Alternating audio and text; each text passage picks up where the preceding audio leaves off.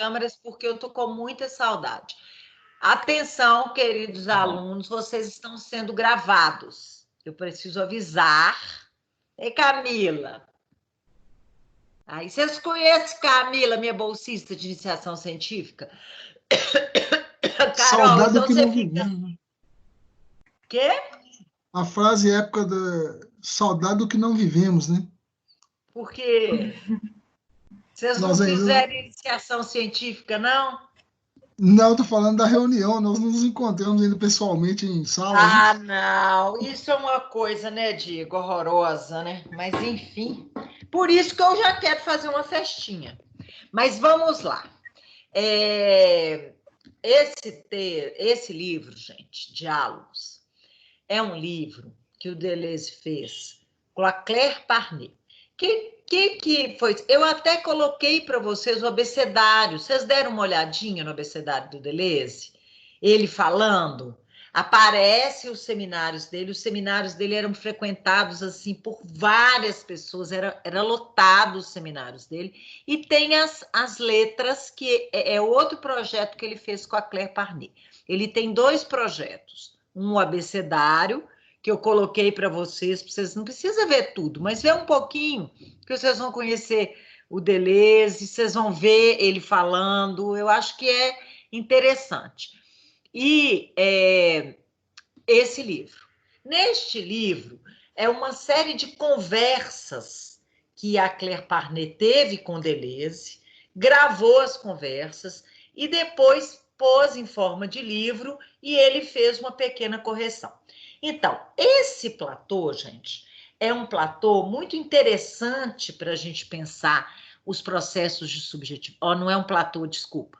Esse texto, né? O platô similar ao que ele discute nesse texto é um que chama micropolítica, que é um platô muito legal. Só que é um platô grande, extenso, e achei que um platô já estava bom, né? O Corpo Sem Órgãos já estava bom para vocês, né? Então, eu peguei esse texto dele falando para a Claire, que eu achei mais fácil, eu acho mais fácil, mas não sei vocês, assim, o João falou que ele achou esse texto, que ele preferiu o Corpo Sem Órgãos, né? Que eu já dei o diagnóstico, que vai ver que ele é esquizo. Mas o que vocês acharam desse texto? Vocês acharam ele mais palatável ou não? É a impressão da professora. Agora tira o microfone e fala. Mais ou menos, né, Roberta? Assim, mais ou menos. Não é tão fácil, não tão simples assim, não, né? Não, ele não é tão simples, mas ele tem a lógica da escrita dele, pelo menos ela não é tão cheia de conexões igual o Mil Platôs, né? Mas nós vamos discutir o texto hoje, vocês vão, com certeza, conseguir caminhar melhor por ele, e eu vou dar uma aula linda sobre políticas. Me aguardem, semana que vem, ok? Então, vamos lá, vamos começar? Abre o texto aí, vocês. Então, ele começa com a seguinte frase: indivíduos ou grupos somos feitos de linhas, e tais linhas são de natureza bem diversa. Até aí, gente, nenhuma novidade, concorda? Porque a gente viu isso, né, na aula do caosmose, dos processos de subjetivação, né? E por que é? Isso aí eu já falei com vocês, assim. Por que é essa insistência em colocar o mundo por linhas? Né? Para mostrar que as coisas coexistem e uma não transcende a outra. Você pode ter em determinada realidade uma linha que esteja mais dominante, mas as outras não desaparecem. Isso é muito importante, gente. Isso daí é o raciocínio que eu falei da imanência, ok? Então, inclusive, ele fala... Luciana, tem um momento do texto que eu lembrei de você.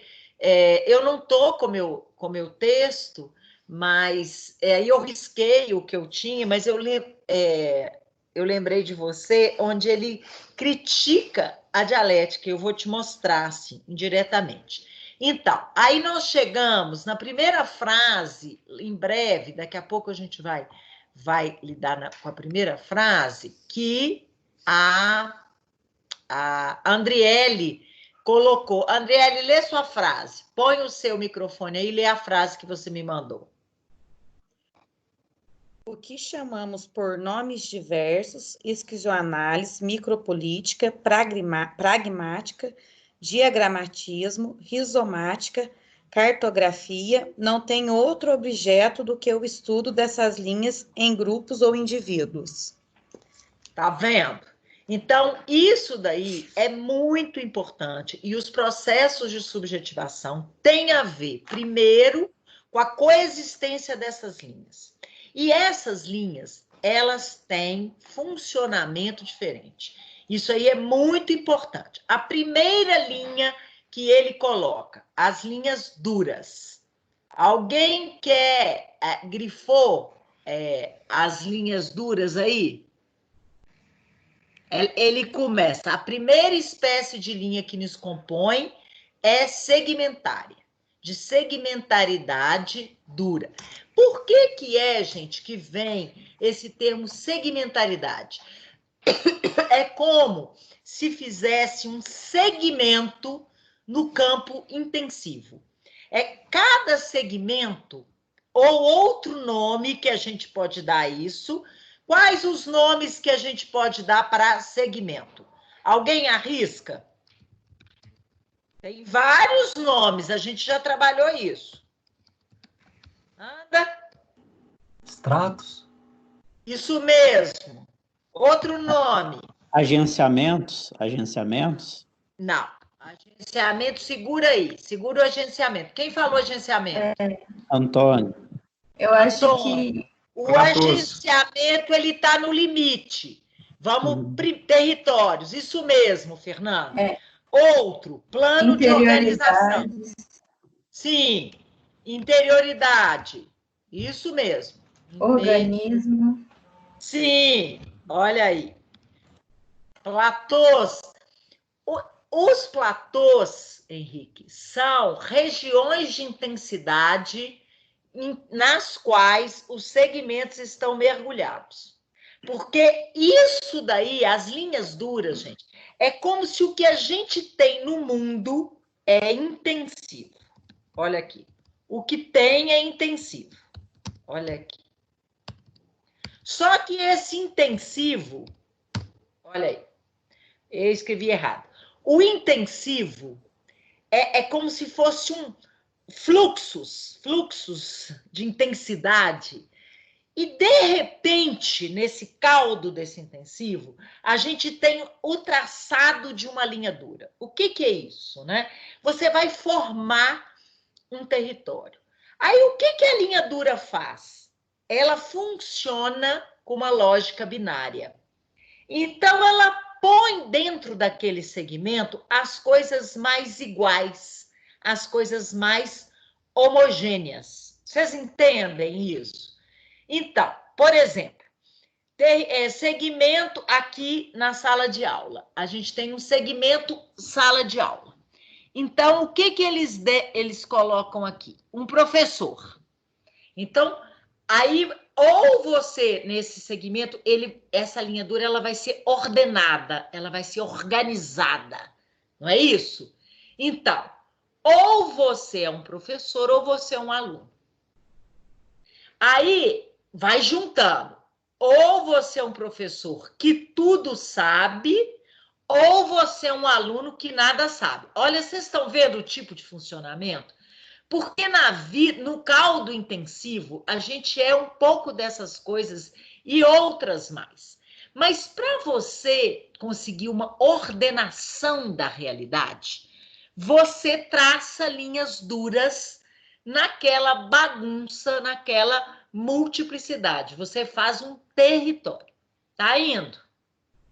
Alguém quer falar um pouco desse funcionamento das linhas duras? Vamos pegar alguma outra frase que que eles falam da linha dura? Mas lá na frente, eles falam, aí eles já passam rapidamente para a linha flexível.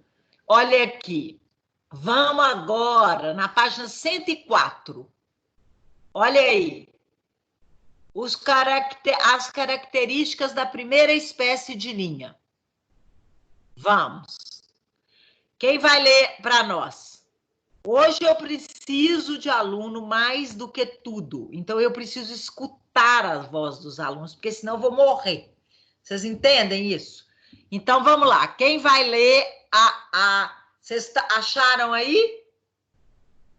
Ele fala da linha dura, da linha flexível, da linha de fuga. Depois ele volta nas características da linha dura na página 104.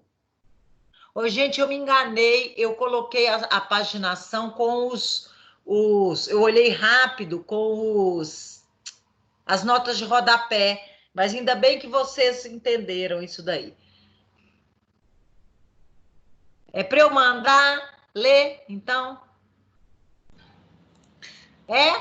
Que essa bonito, parte né? aqui, esse, portanto, mais ou menos os caracteres da primeira espécie de linha. É esse mesmo, vai, Henrique. Os segmentos dependem de máquinas binárias, bem diversas, se quiserem. Máquinas binárias de classes sociais, de sexos, homem e mulher, de idade, criança adulto, de raças, branco, negro, de setores, público-privado, de subjetivações, em nossa casa, fora de casa, fora de casa. Essas máquinas binárias... Espera aí, olha só, gente. É um tipo de funcionamento, de classificação, de codificação. Vocês estão vendo? Tem um barulho aqui, tem um caminhão na rua. Vocês estão escutando? Vou fechar ali, peraí. Fecha para mim. Olha só. Então, você tem você tem uma realidade onde tudo existe, onde tudo está junto, onde você tem pura intensidade, porque a vida é invenção. Mas você vendo a realidade, você vê só invenção? Não. Você vê uma certa ordenação e uma certa reprodução da realidade, que vai ser feito por essa coisa binária. E por que ele usa máquina binária? Ele usa o termo máquina não tendo a ver com o tecnológico, mas tendo a ver com produção. É como se isso fosse uma das formas que a realidade opera. Uma das. Tem 3 possibilidades na realidade. Uma delas por que ele fala máquina binária? Olha aí, é uma produção de binariedades. Ou eu sou homem ou eu sou mulher. E as linhas duras, elas são do campo do visível. Elas são do campo do instituído. Ok? Continua, Henrique.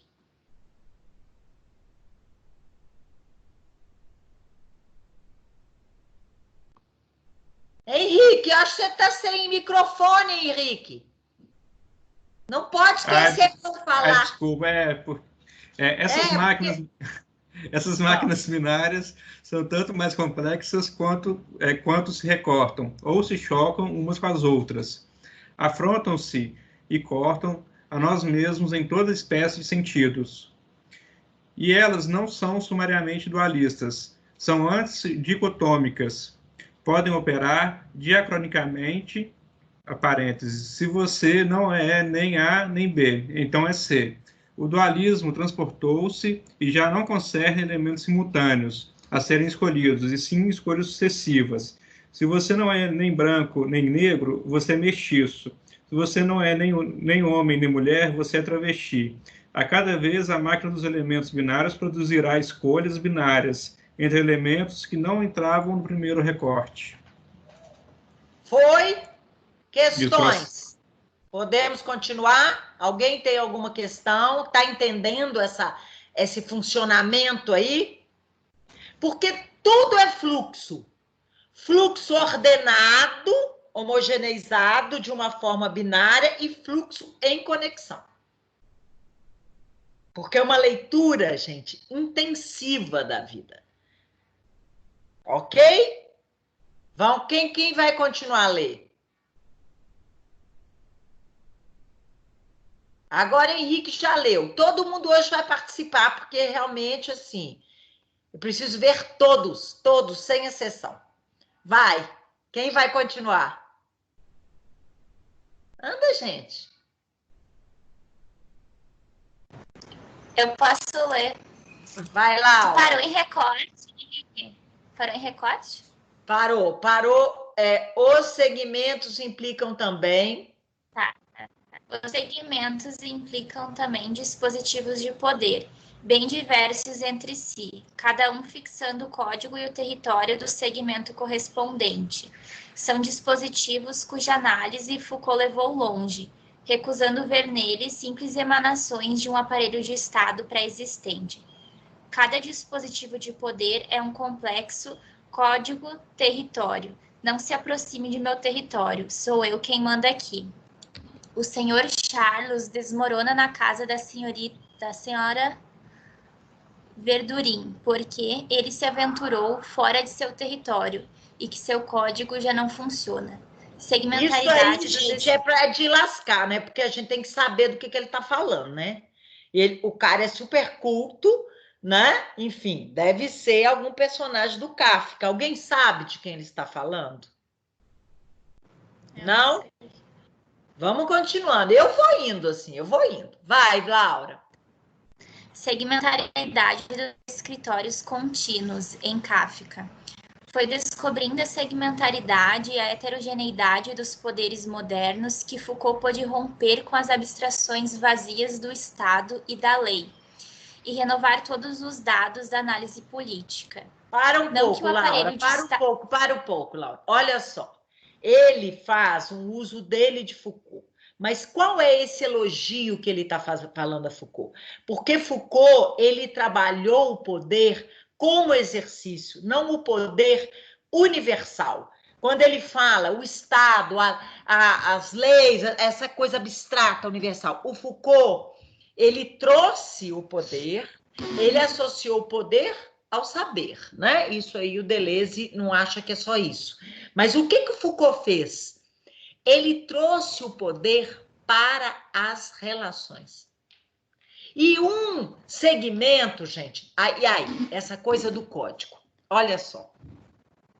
Ele fala e o Estado sobrecodifica, e vários de vocês escolheram as frases do Estado. Então, olha só. Você tem um mundo de intensidade, um mundo de fluxo, que tudo pode ser qualquer coisa. Como que é que você fixa num segmento? Você une aquele fluxo a um código, a um significante coletivo. Você dá um sentido, você dá um significado, você funda aquele território, aquela lógica binária. Então, isso é a leitura do Deleuze. O que a gente tem?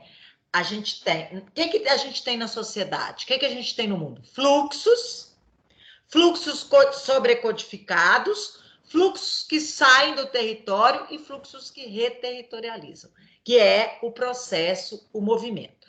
Tá indo? Podemos continuar? Piorou. Se piorou, pode falar, ou pode escrever, porque pode piorar, já falei. Vamos lá, então, gente.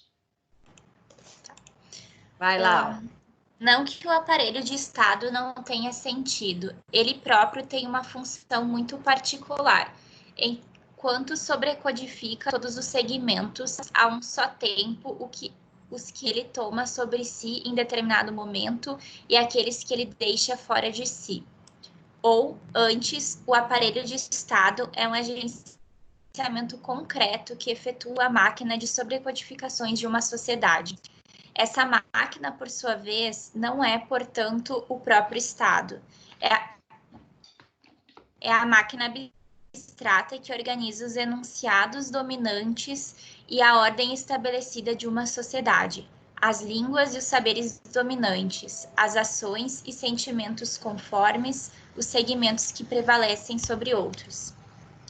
A máquina abstrata de sobrecodificação assegura a homogeneização dos diferentes segmentos, sua convertibilidade, sua traduzibilidade. Ela regula as passagens de uns nos outros e sob que prevalência. ela não depende do Estado, mas sua eficácia depende do Estado como do agenciamento que a efetua em um campo social. Por exemplo, os diferentes segmentos monetários, as diferentes espécies de moedas, têm regras de conversibilidade entre si e com os bens que remetem a um banco central como aparelho de Estado. A geometria grega... Peraí. Então, alguém arrisca... Não, agora depois nós vamos... Alguém arrisca um pouco... O que entende dessa coisa de poder, de Estado, de sobrecodificação? Alguém arriscaria? Pode arriscar e pode pensar. Gente inteligente pode pensar e pode errar. Isso não é uma questão.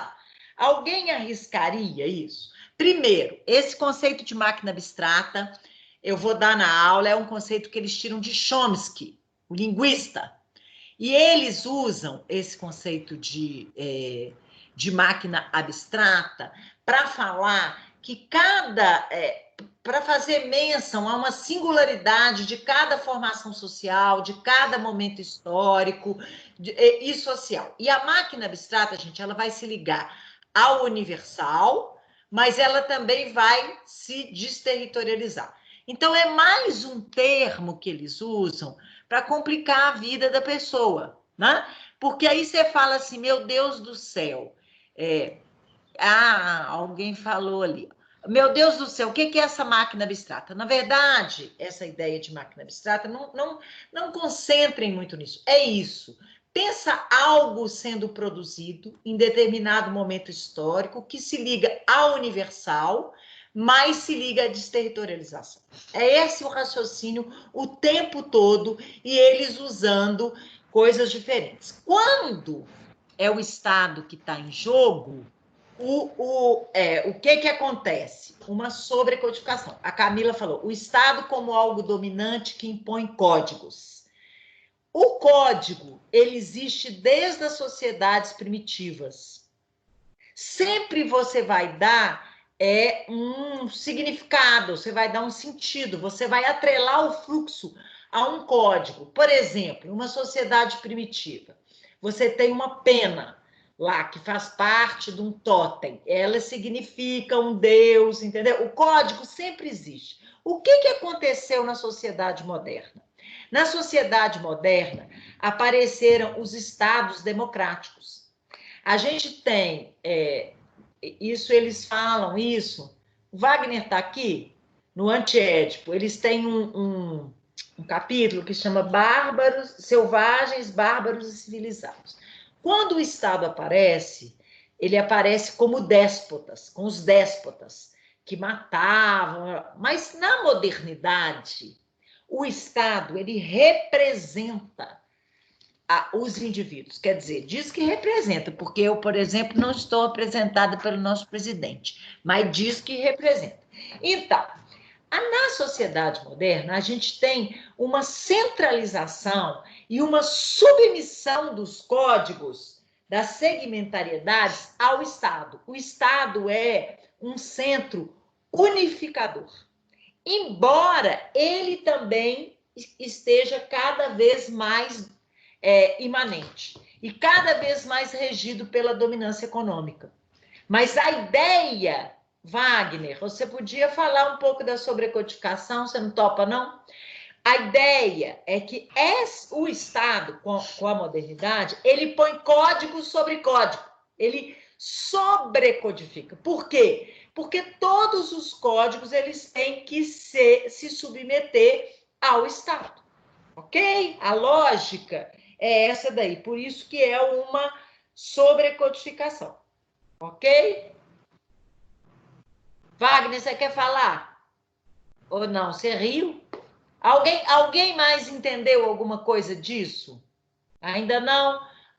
Vocês entendem? Então, a segmentariedade, gente, ela vai ser sobrecodificada pelo Estado. Então, se eu tenho um nome, um estado civil, né? Se eu tenho um nome, eu vou ter que ir num cartório, eu vou ter que ter um CPF, eu vou ter que ter... Vocês entenderam?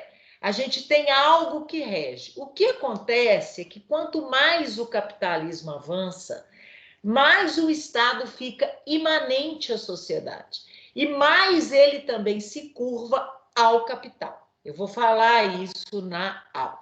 Vamos pegar a última característica da linha dura? Só um pedaço para a gente voltar na linha flexível? Camila, você entendeu? Sim. O que acontece, Kátia, não é na verdade, a dominância econômica, ela é tão forte porque o que acontece? Quando a modernidade vem e ela avança, e o capitalismo avança e rompe com as estruturas tradicionais, ela desterritorializa. O capitalismo, gente, ele precisa da desterritorialização contínua para juntar tudo ao capital.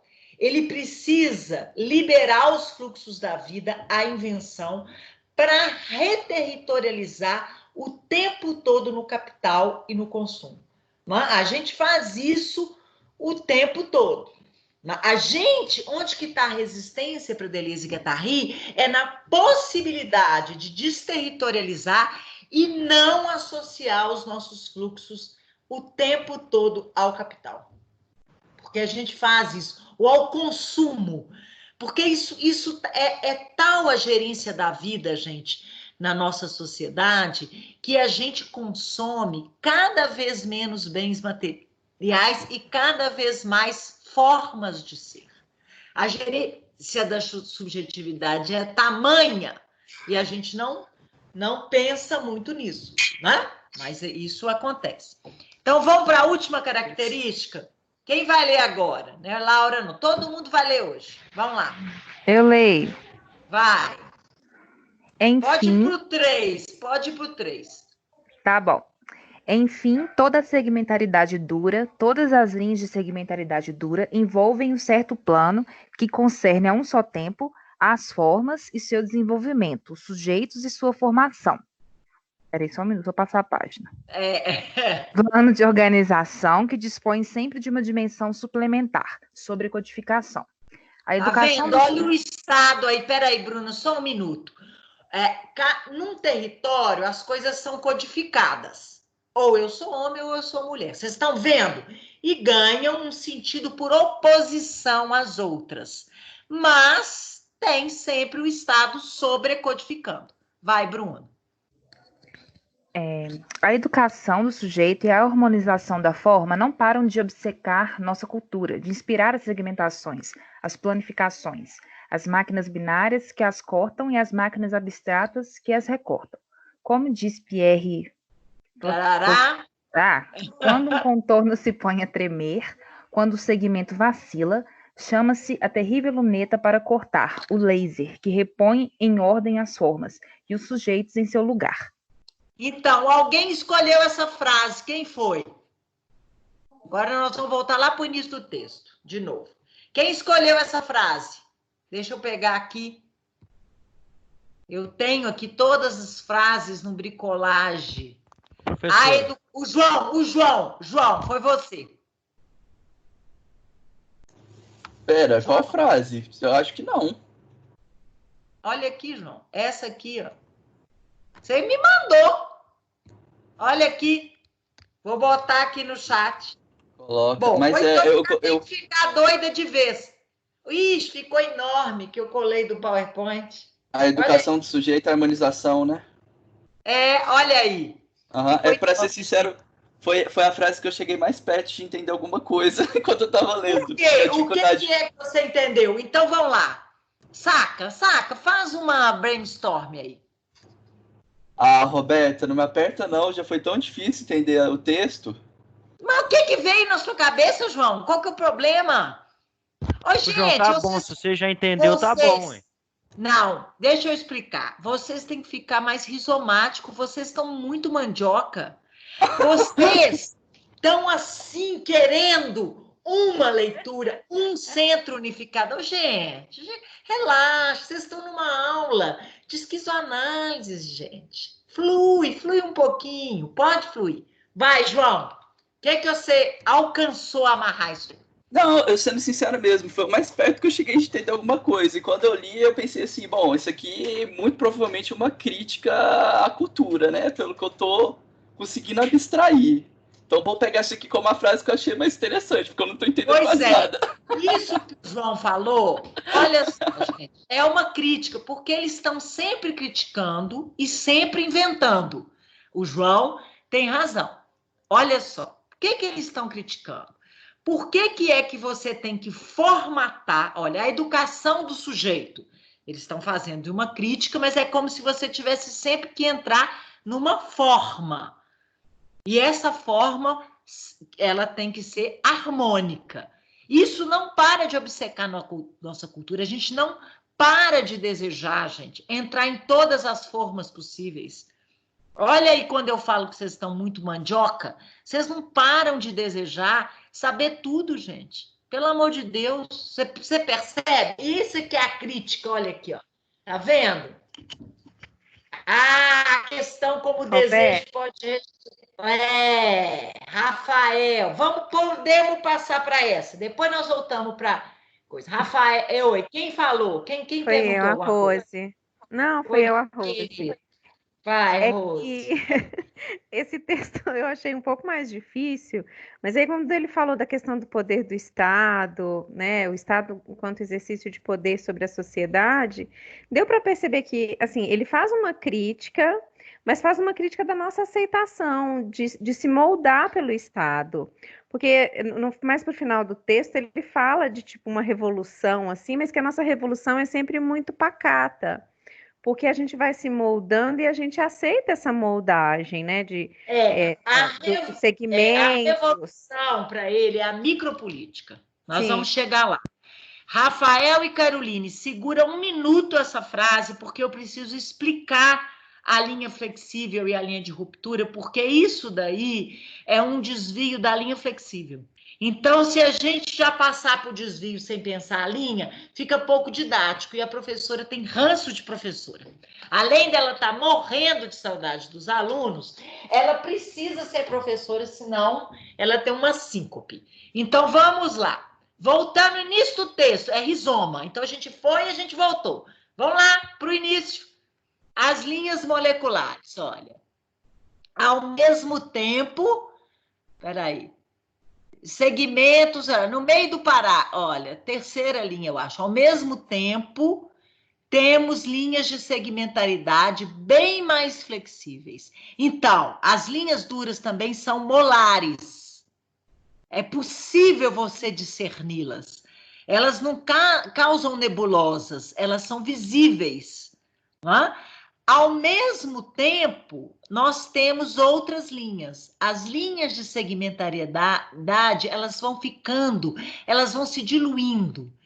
No molecular, elas são mais flexíveis, elas são mais maleáveis. E elas também compõem essa sociedade, a subjetividade. Elas traçam pequenas modificações, fazem desvios, delineiam quedas ou impulsos. Não são, entretanto, menos precisas. Elas dirigem até mesmo processos irreversíveis.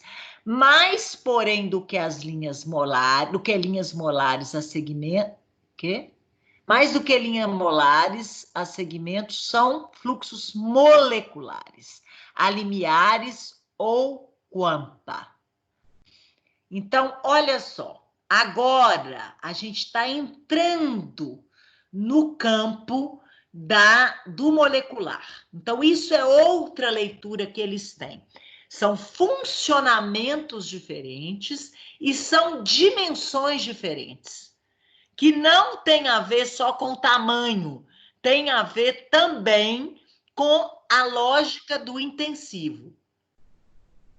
Precisa, Tarso, olha só, Tarso, um limiar é ultrapassado e não coincide necessariamente com um segmento das linhas mais visíveis. Olha cá, você está num campo micro, você está num campo molecular, você não vê, Mas, de repente, a sua sensibilidade, não é? Porque vamos lembrar lá das linhas flexíveis da subjetividade, elas permitem a gente escapar um pouco desse território. Elas permitem da gente escapar um pouco desse segmento. Olha, muitas coisas se passam sobre essa segunda espécie de linhas, devires, microdevires, que não tem o mesmo ritmo que nossa história. Olha aí, a universalização, a generalização. Olha aí, gente, a diferença chegando num segmento recortado pela igualdade e pela oposição, que tende a organizar o mundo classificando, codificando, isso é melhor, isso é pior, isso é... Ok? Olha aí, de repente, num campo mais molecular, algo se passa. Tarso, o que você entendeu disso? Ou não entendeu? Já que você precisa entender essa parte do limiar. Vamos lá, Tarso. Ficou mais ou menos. Não tem importância, que bom. Porque, quer dizer, quando diz aqui que um limiar é ultrapassado, então está, quer dizer, é certo pensar então que ele está se referindo a isso, né? A um olhar mais amplo, a olhar outras possibilidades, a sair dessa lógica maquinária, aí binária, seria isso, então? Sim, você pode estar entrando num campo das máquinas desejantes. A máquina binária, porque máquina, gente, é produção binária, tá ali. E isso é produzido o tempo todo em nós. Presta atenção, olha, vamos olhar para o nosso redor, vamos olhar aqui para a sala de aula, ok? Só que esses segmentos, gente, eles são feitos de fluxos. É a mesma matéria, o intensivo e o segmento. O corpo sem órgãos e o organismo. Só que o organismo, ele quer totalizar. O corpo sem órgãos, ele quer conectar. Ele quer juntar as puras diferenças na vida. As linhas duras, elas querem tornar tudo similar. Vocês percebem isso? Não, Fernanda, não. As linhas duras, elas não transitam no campo molecular. As linhas flexíveis, sim. Porque as linhas de segmentariedade flexível, elas são ora segmentar, ora maleável.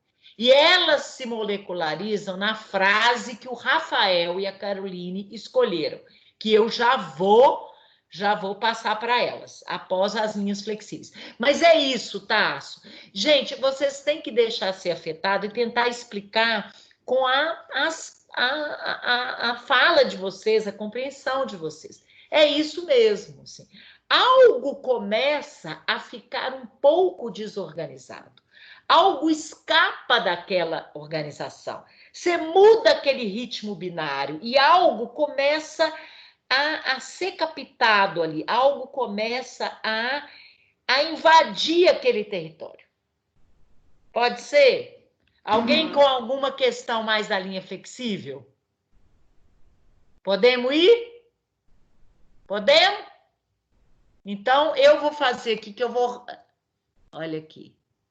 Cadê a terceira linha? Olha aqui o exemplo que ele dá. Olha aqui, o Tarso, olha aqui. Uma profissão é um segmento duro. Mas o que é que se passe lá embaixo, que conexões, que atrações e repulsões, que não coincidem com os segmentos, que loucuras secretas, e, no entanto, em relação com as potências públicas. Por exemplo, ser professor, ou então ser juiz, advogado, contador, faxineira. Ok, o que passa nisso daí? Percebe? Que campo de efeitos tem no exercício cotidiano dessas profissões e que escapam um pouco, né, ao que se esperam, ou as normativas, ou a produção do dia a dia. Quem vai captar isso é a linha flexível. Quem vai sacar isso é a linha flexível. porque é a linha flexível, gente, que vai possibilitar que um agenciamento com fora se faça.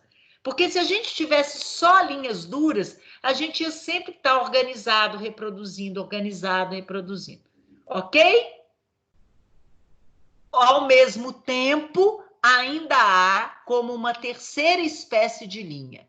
Essa ainda mais estranha, como se alguma coisa nos levasse através dos segmentos, mas também através dos nossos limiares, em direção a uma destinação desconhecida, não previsível, não pré-existente. Né? Isso daí aí é a invenção. A linha de fuga é a linha que traz o novo, que traz o inédito, é a linha instituinte, porque nada na vida, gente, é completamente estático. A vida, ela se movimenta. Como ela se movimenta? Pelas linhas de fuga aqui. Quando ela se liga ao intensivo. E aí, aquela coisa, aqueles fluxos lentificados para serem codificados, eles são arremessados nas velocidades. Porque é como se fosse, gente, o processo primário freudiano. Aquela coisa, aquele caldeirão fervente de possibilidades, no nível, obviamente, molecular. Ok? Vamos agora para a frase da Carol, ou a gente continua aqui nas flexíveis e de fuga? Quem tem alguma colocação? Deixa eu ver se alguém anotou alguma linha aqui. A questão com desejo... Bom, Carol e Rafael que escolheram. Então, alguém quer falar alguma coisa? Ou a professora vai ter que pegar um saca-rolhas e fazer vocês falarem? Podemos ir para a frase do Rafael? Ela tá na página da Caroline, 108. Espera aí. Bom, aí ele vai continuar falando aqui, ó. 102, 103, ele vai falar das linhas de fuga, que é o limiar absoluto, não é? Volta para as linhas, ó, 104 nós já passamos, 105, volta para as linhas duras, 106, na linha de fuga. Vou só ler um pouco isso aqui. Essa frase do Rafael e da Carol está na 108. Então, olha, vamos continuar só esse pedaço da linha de fuga, que essa parte é boa. Página 106, primeiro parágrafo, depois da frase do João. Para o outro... Quem vai ler? Eu não vou ler, não. Quem vai ler?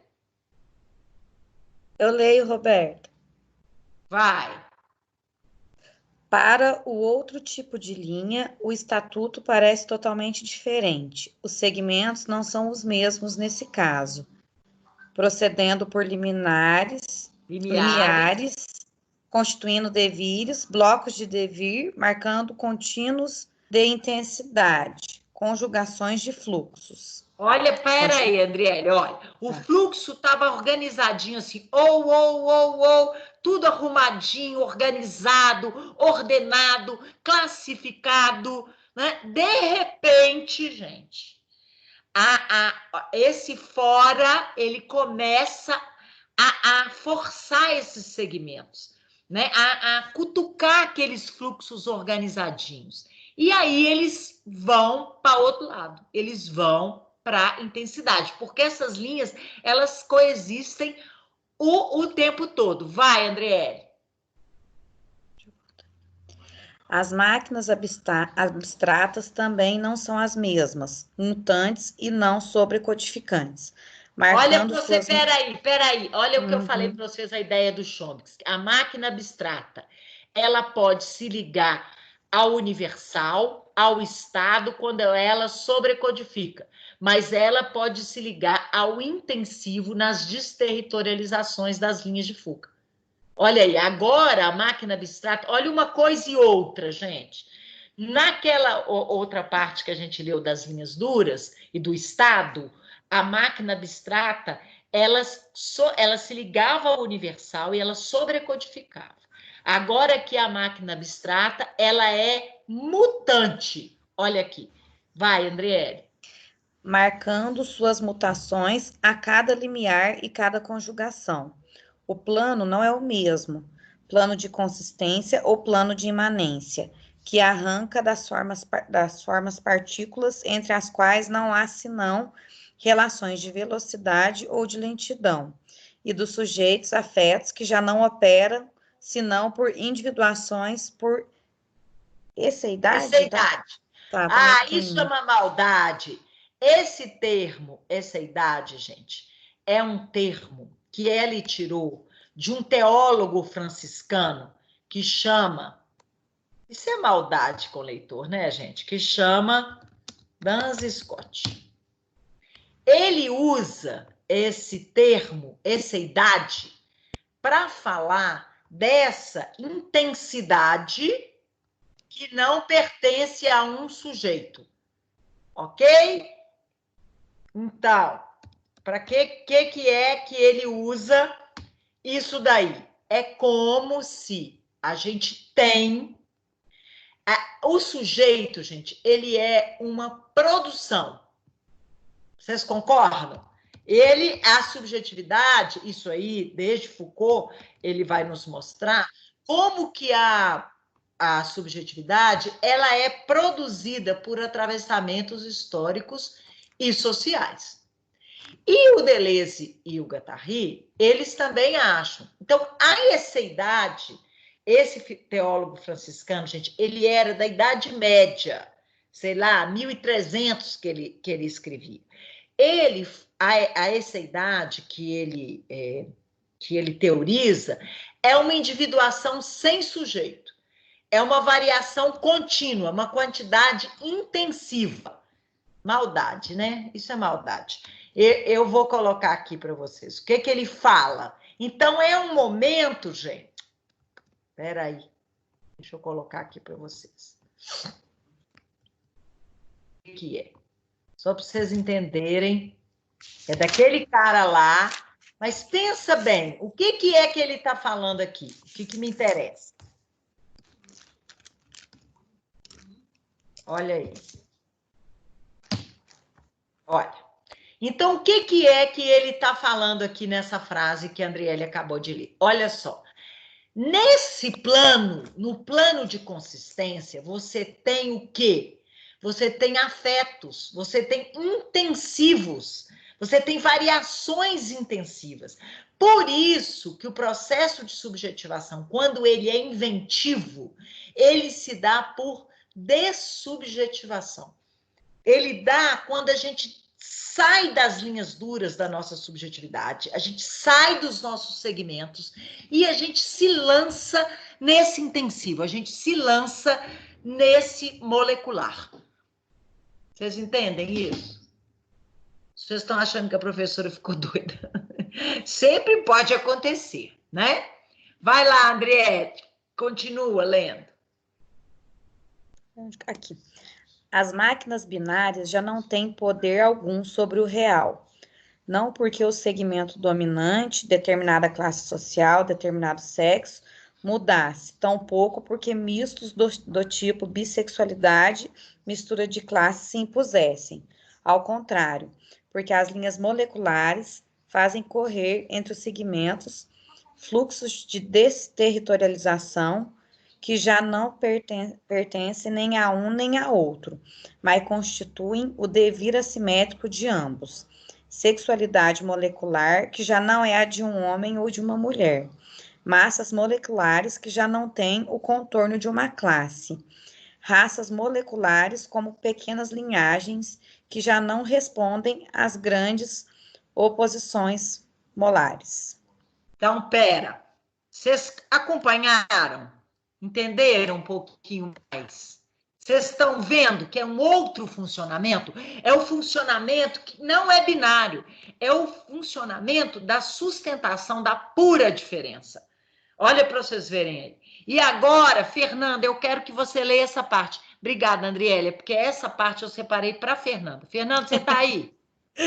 Ô, Roberta, ele conseguiu dar um nó maior ainda na cabeça agora, né? Agora ficou bom, agora ficou legal. Não, mas por quê? O que você não entendeu? Olha só, gente, é como se fosse duas coisas. Uma, vamos pensar, deixa eu pegar aqui, duas folhas. Olha aqui. É como se fosse dois planos justapostos. Espera aí. Vocês estão me vendo? Sim. Olha aqui. Aqui, o plano de consistência, onde tudo escapa, tudo foge, tudo conecta. Aqui, o campo duro de organização, mergulhado um no outro. Olha, isso coexiste, gente. Isso é brilhante. Isso é uma coisa brilhante. E vocês têm que convir. Aqui, nesse território aqui, ó, nesse território aqui é ou. Olha cá. Aqui não. Aqui, qualquer coisa pode vir a ser qualquer coisa, porque é molecular. Aqui você pode falar, ou eu sou homem, ou eu sou mulher. Aqui no plano de consistência, eu sou N-sexualidade, gente. As sexualidades moleculares, elas não têm oposição, elas são intensidade. Piorou, Andriele? Não, agora melhorou. Com a tua explicação melhorou, mas quando lê o texto piora. Não. Fernanda, lê essa frase aí, que eu quero te mostrar ele criticando a dialética, ele escapando da dialética, gente. Olha lá, vai. Vê se vai funcionar meu microfone. Tá funcionando? Tá, vai. Não se trata, é claro, de uma síntese dos dois. De uma síntese de um e de dois. E sim de um... Tá vendo? Olha só. Pera lá. A dialética. Tese, antítese, síntese. 3 momentos se opondo um ao outro. Não é isso? Vocês estão lembrando disso, da dialética? Olha. Aí ele fala, não se trata de uma síntese. A linha de fuga, o plano de consistência, gente, não é uma síntese que opõe ao primeiro e o contém. Presta atenção. Isso é ele criticando. Vai. Pode voltar do início, Fernando, que eu te cortei. Não se trata, é claro, de uma síntese dos dois, de uma síntese de um e de dois, e sim de um terceiro que vem sempre de outra parte e atrapalha a binaridade de ambos, não se inscrevendo nem em sua posição, nem em sua complementaridade. Acabou com a dialética, gente. Vocês estão vendo? Tuxê na dialética. Porque a dialética, cada momento é a apreensão da realidade por momentos, cada momento se opõe ao outro. Vai, continua. Não se trata de acrescentar sobre a linha um novo segmento aos segmentos precedentes. Um terceiro sexo, uma terceira classe, uma terceira idade. Mas de traçar outra linha no meio da linha segmentária, no meio dos segmentos, e que as carrega conforme velocidades e lentidões variáveis em um momento de fuga ou de fluxo. Falar sempre como geógrafo. Suponhamos que entre o oeste e o leste uma certa segmentaridade se instala, oposta em uma máquina binária, arranjada em aparelhos de estado, sobrecodificada por uma máquina abstrata como esboço de uma ordem mundial. Aí a máquina abstrata está ligada à universal. Olha aí. É então de norte a sul que se faz a desestabilização, como diz melancolicamente Giga, e que um riacho, embora pouco profundo, se abre e põe novamente tudo em jogo, derrota o plano de organização. Um corsa aqui, noutra parte um palestino, um sequestrador de avião, um levante tribal, um movimento feminista, um ecologista, um russo dissidente, haverá sempre alguém para surgir no sul. Imaginem os gregos e os troianos como dois segmentos opostos, frente a frente. Mas eis que as amazonas chegam. Elas começam vencendo os troianos, de modo que os gregos gritam, as amazonas estão conosco, mas elas se voltam contra os gregos. Os pegam de surpresa com a violência de uma tormenta. Assim começa a Penthesilea, de Kleist. As grandes rupturas, as grandes oposições são sempre negociáveis, mas não a pequena fissura. As rupturas imperceptíveis que vêm do sul. Dizemos sul sem dar muita importância a isso. Falamos de sul para marcar uma direção que não é mais aquela da linha de segmentos. Mas cada um tem seu sul. Godard, o que conta não são apenas os dois campos opostos sobre a grande linha onde eles se confrontam. O que conta é a fronteira, por onde tudo passa e corre sobre a linha quebrada molecular orientada de modo diferente. Maio de 68 foi a explosão de uma linha molecular, irrupção das Amazonas, fronteira que traçava sua linha inesperada, carregando segmentos como blocos arrancados que já não se reconheciam. Oi, gente, vocês entendem isso? Eu pus aí no chat, olha. Esse é um parágrafo que eles fazem uma crítica à dialética. Olha aí o que eu pus. A dialética. Elas são os momentos são distintos, né? Eles fazem isso numa tentativa de juntar o momento universal, a particularidade e a singularidade, né? O vovô da dialética foi o Heráclito, que eu expliquei para vocês, das contradições como movimento do mundo, ok? Só que na dialética, gente, os processos são contraditórios e o movimento se dá pela oposição. O Deleuze e o Guattari, eles estão sustentando um raciocínio filosófico de imanência, onde você tem tudo junto e uma coisa não se opõe à outra. É isso que eles falaram quando você traça uma linha de fuga, porque a linha de fuga, geralmente, ela parte do território, para ela desterritorializar, porque é imanente, vem junto. Olha aqui, as folhas que eu falei, olha aqui. Um plano de consistência e um plano de organização. Isso está junto, olha. Vocês percebem? Você pode ter uma dominância, hora de um, hora de outro. E por isso a gente leu Platão. Como criar um corpo sem órgãos para si? Né? Como que a gente aposta nos nossos intensivos? Como que a gente aposta nos nossos sul? Não é? Porque para eles essa é a nossa saída. A nossa saída não é ficar organizando, reproduzindo. Isso é importante. Mas a saída está na possibilidade que a gente tem de invenção no molecular, de criação de linhas de fuga aos segmentos, aos territórios. Mas não é para fugir, para sumir. É a fuga para impor uma nova ordem depois, quando você reterritorializa, ok? Roberta, tem uma parte que eu estou tentando achar, mas que ele fala que tem algumas pessoas que não têm as linhas. Peraí. Tem uns que vai morrer com linha dura e pronto, acabou. Esse melhor deixa isso para lá. Eu sei, tem uma parte aqui que ele fala. Alguém lembra onde é que está? Onde? O comecinho da 102. Deixa eu ver.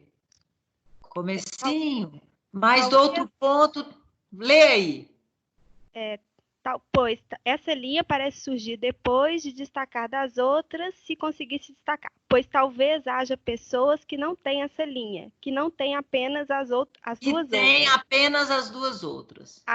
Ou que tem apenas uma, que vivem apenas sobre uma.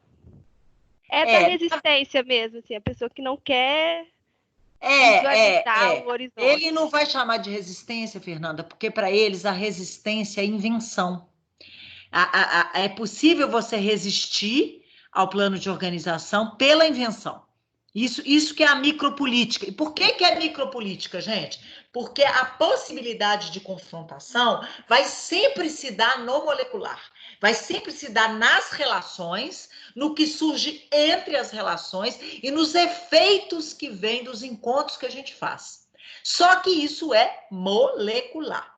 Então, o que acontece? Né? Quando ele fala de um jeito irônico aí, mas é porque tem gente que não cultiva seu corpo sem órgãos. Percebe? Tem gente que não cultiva suas linhas flexíveis, que querem ficar só reproduzindo.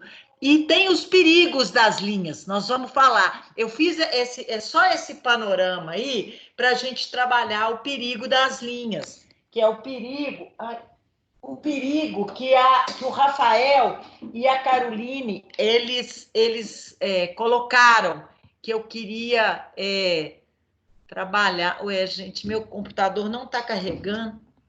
Ô, Roberto. Oi.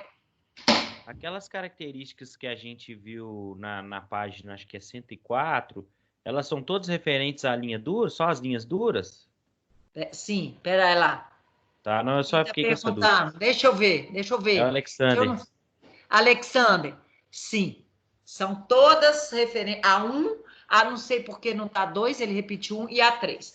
Tudo isso, 104 e 105, até o início da 106, o primeiro parágrafo, é linhas duras.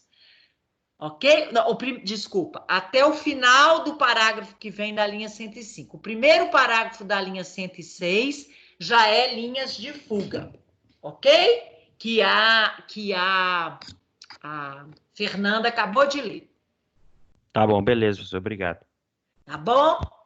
Então, fazemos um pequeno intervalo e voltamos? Podemos? Ou porque a outra vai dar pano para manga, a outra discussão. Ô, gente, está funcionando? Está indo? Porque eu faço essa discussão para vocês, assim, não é para mim, assim, é para vocês verem o texto, sacarem, se locomoverem mais no texto, parar de querer virar mandioca, entender tudo, ficar mais rizoma, entendeu? Flui. Então, vamos fazer e voltamos 5h10, pode ser? Beleza. Aí a gente vai discutir as frases, porque eu estava fazendo essa introdução do texto, e aí nós vamos em algumas frases que vocês selecionaram. Ok? Então, eu vou deixar para vocês a minha paisagem.